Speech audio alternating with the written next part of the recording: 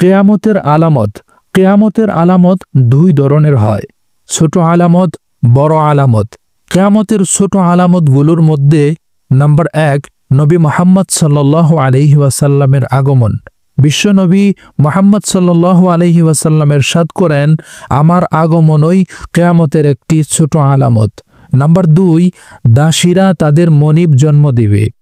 Number 3, সময় দ্রুত গতিতে অতিক্রম করবে। নাম্বার 4, অজ্ঞতা বৃদ্ধি পাবে এবং জ্ঞান হারিয়ে যাবে। নাম্বার 5, মিথ্যা বলা ও ধোঁকাবাজি সাধারণ হয়ে যাবে। নাম্বার 6, মদ পান এবং ব্যভিচার বৃদ্ধি পাবে। নাম্বার 7, উচ্চ ইমারত নির্মাণের প্রতিযোগিতা চলবে। নাম্বার 8, চাঁদ দ্বিখণ্ডিত হয়ে যাবে। নাম্বার 9, আমানতের খেয়ানত বৃদ্ধি পাবে। নাম্বার 10, আত্মীয়তার বন্ধন ছিন্ন হবে। নাম্বার 11, অধিক বৃষ্টিপাত হবে কিন্তু ফসল উৎপাদন কম হয়ে যাবে।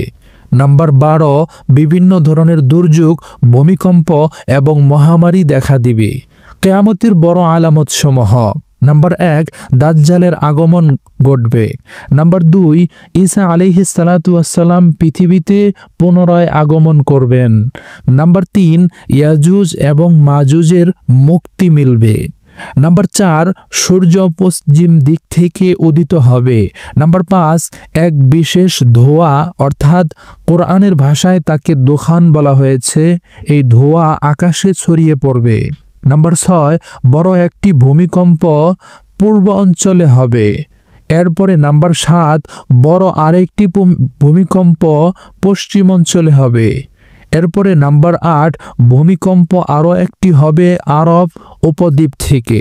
নাম্বার 9, আগুন বের হবে যা মানুষকে একত্র করে ফেলবে। নাম্বার 10, জানোয়ার, কোরআনের ভাষায় দাব্বাতুল আরদ বের হবে যা মানুষকে আল্লাহর চিহ্ন দেখাবে।